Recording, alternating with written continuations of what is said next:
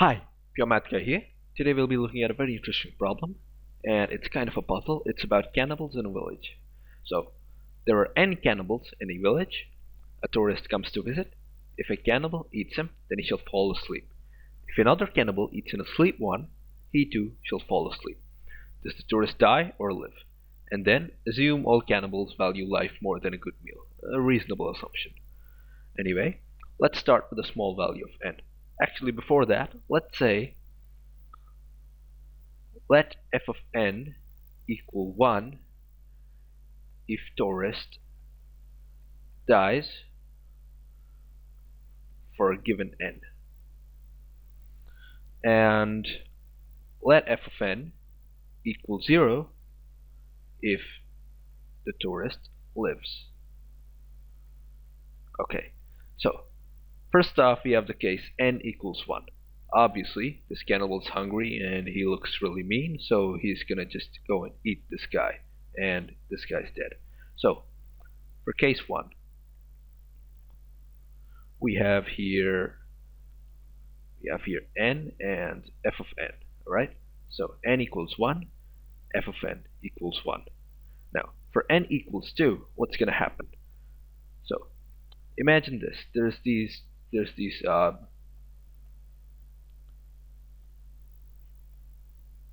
two cannibals here, and then there's this tourist, all right?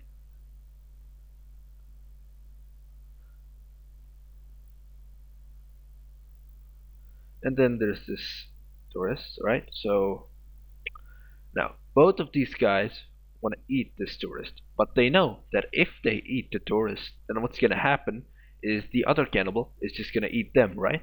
So what happens is, because they both value their lives more than a good meal, f of n equals 0 in this case. Now, for n equals 3, now let's see what happens in this case. Okay, so now let's just add another cannibal here. We have this guy here.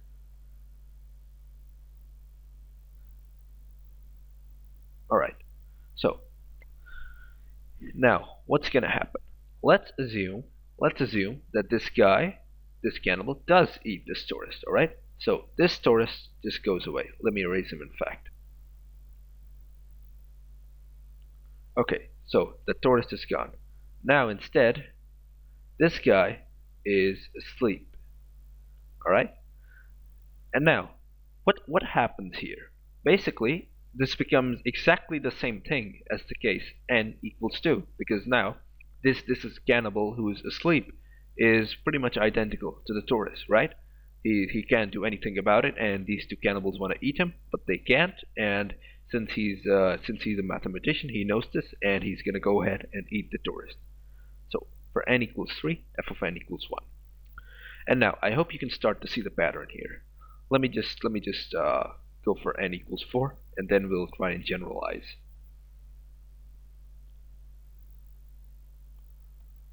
Okay, so there's two more cannibals here, and then there's the original tourist.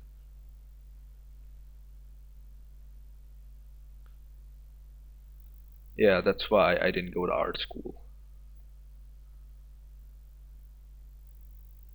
Okay, anyway, these are our cannibals, and now there's 4 cannibals. Let's see what's gonna happen if one of them eats this guy, alright? So, again, let's erase this, and now this guy is gonna be asleep since he just ate the tourist, right? And these 3 want to go ahead and eat him.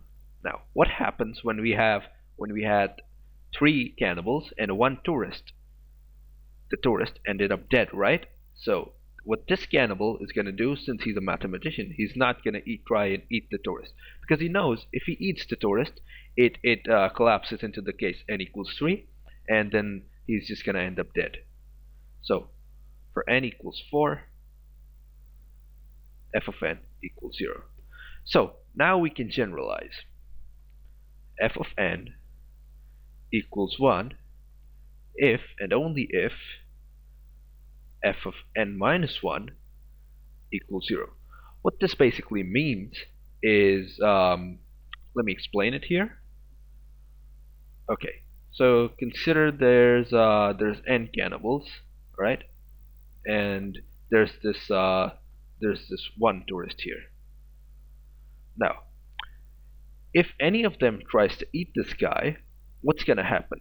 Over here, let's erase this guy and put him over here.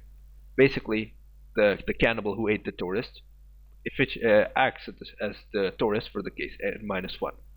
Now, in this case, what we have to see is if these guys are gonna go ahead and eat him, then this guy is not even gonna try to eat the tourist, and so the tourist lives, right? Makes sense.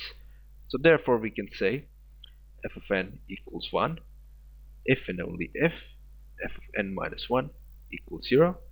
And now it becomes pretty simple. We already saw the pattern. It was it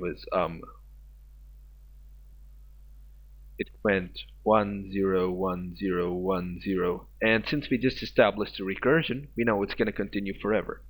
Therefore, for even n, the tourist lives. For odd n, the tourist dies. Anyway, that was the solution to the problem. I hope you guys enjoyed it, and have a nice day.